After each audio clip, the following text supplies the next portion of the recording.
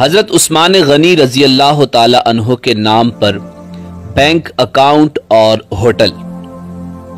کیا آپ کو معلوم ہے کہ سعودی عرب کے ایک بینک میں خلیفہ سوم حضرت عثمان بن عفان رضی اللہ تعالی عنہ کا آج بھی کرنٹ اکاؤنٹ موجود ہے؟ یہ جان کر آپ کو حیرت ہوگی کہ مدینہ منورہ کی میونسپلٹی میں سیدنا عثمان بن عفان رضی اللہ تعالی عنہ کے نام پر باقاعدہ جائیداد رجسٹرڈ ہے اور آج بھی حضرت عثمان رضی اللہ تعالی عنہ کے نام پر بجلی اور پانی کا بل آتا ہے۔ نبوت کے 13ویں سال جب مسلمان ہجرت کر کے مدینہ منورہ پہنچے تو وہاں پینے کے پانی کی شدید قلت تھی۔ مدینہ منورہ میں ایک یہودی کا کنواں تھا جو مسلمانوں کو پانی مہنگے داموں فروخت کرتا۔ اس کنویں کا نام بئر روما یعنی روما کا کنواں تھا۔ وہاں ان حالات سے پریشان ہو کر مسلمانوں نے رسول کائنات صلی اللہ علیہ وسلم سے شکایت کی اور اپنی پریشانی سے آگاہ کیا تو اللہ کے نبی حضرت محمد مصطفیٰ صلی اللہ علیہ وسلم نے فرمایا، کون ہے جو یہ کنواں خریدے اور مسلمانوں کے لیے وقف کر دے؟ ایسا کرنے پر اللہ تعالیٰ اسے جنت میں چشمہ عطا کرے گا۔ حضرت عثمان بن عفان رضی اللہ تعالی عنہ اس یہودی کے پاس گئے اور کنواں خریدنے کی خواہش کا اظہار کیا۔ کنواں چونکہ منافع بخش آمدنی کا ذریعہ تھا اس لیے یہودی نے اسے فروخت کرنے سے انکار کر دیا۔ حضرت عثمان رضی اللہ تعالی عنہ نے یہ تدبیر کی کہ یہودی سے کہا، پورا کنواں نہ صحیح، آدھا کنواں مجھے فروخت کر دو۔ آدھا کنواں فروخت کرنے پر ایک دن کنویں کا پانی تمہارا ہوگا اور دوسرے دن میرا ہوگا۔ یہودی ان کی اس پیشکش پر لالچ میں آ گیا۔ اس نے سوچا کہ حضرت عثمان رضی اللہ تعالی عنہ اپنے دن میں پانی مہنگے داموں فروخت کریں گے، اس طرح اسے زیادہ منافع کمانے کا موقع مل جائے گا۔ چنانچہ اس نے آدھا کنواں حضرت عثمان رضی اللہ تعالی عنہ کو فروخت کر دیا۔ سیدنا عثمان غنی رضی اللہ تعالی عنہ نے وہ کنواں اللہ کی رضا کے لیے وقف کر کے اپنے دن مسلمانوں کو کنویں سے مفت پانی حاصل کرنے کی اجازت دے دی۔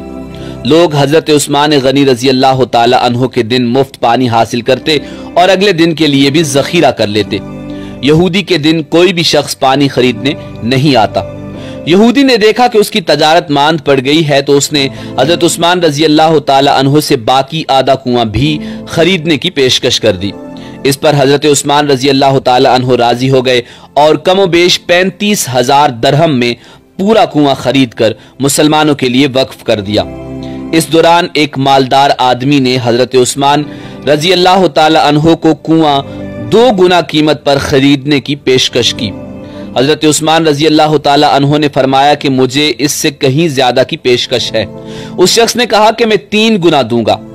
حضرت عثمان رضی اللہ تعالی عنہ نے فرمایا کہ مجھے اس سے بھی کئی گنا زیادہ کی پیشکش ہے۔ اس آدمی نے کہا کہ اے عثمان میں تمہیں 4 گنا دوں گا۔ حضرت عثمان رضی اللہ تعالی عنہ نے فرمایا مجھے اس سے بھی کہیں زیادہ کی پیشکش ہے۔ اس طرح وہ شخص رقم بڑھاتا گیا اور جناب حضرت عثمان غنی رضی اللہ تعالی عنہ یہی جواب دیتے رہے، یہاں تک کہ اس آدمی نے کہا کہ آخر ایسا کون ہے جو آپ کو 10 گنا دینے کی پیشکش کر رہا ہے؟ تو اس پر سیدنا عثمان رضی اللہ تعالی عنہ نے فرمایا کہ میرا رب مجھے ایک نیکی پر 10 گنا اجر دینے کی پیشکش کرتا ہے۔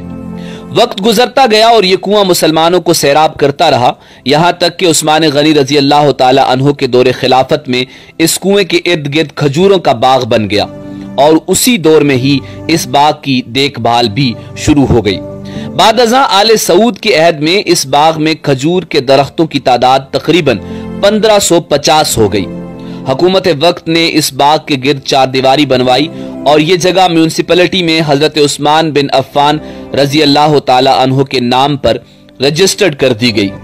وزارت زراعت یہاں کی کھجوریں بازار میں فروخت کرتی اور اس سے حاصل ہونے والی آمدنی سیدنا عثمان بن عفان رضی اللہ تعالی عنہ کے نام پر بینک میں جمع کرواتی رہی۔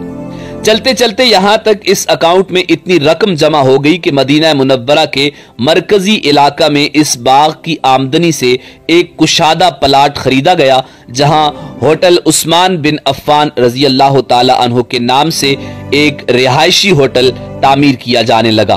اس رہائشی ہوٹل سے سالانہ 50 ملین ریال آمدنی متوقع ہے، جس کا آدھا حصہ غریبوں اور مسکینوں کی کفالت اور باقی آدھا حصہ حضرت عثمان بن عفان رضی اللہ تعالی عنہ کے بینک اکاؤنٹ میں جمع ہوگا۔ ذوالنورین سیدنا عثمان بن عفان رضی اللہ تعالی عنہ کے اس عمل اور خلوص نیت کو اللہ رب العزت نے اپنی بارگاہ میں ایسے قبول فرمایا اور اس میں اتنی برکت عطا فرمائی کہ قیامت تک ان کے لیے صدقہ جاریہ بنا دیا۔ یہی وہ لوگ ہیں جن کی جانیں اور مال اللہ تعالیٰ نے اپنی جنتوں کے بدلے خرید لیے۔ یہی وہ لوگ ہیں جنہوں نے اللہ کے ساتھ تجارت کی، جنہوں نے اللہ رب العزت کو قرض دیا، اچھا قرض، اور پھر اللہ تعالیٰ نے انہیں کئی گنا بڑھا کر لوٹایا۔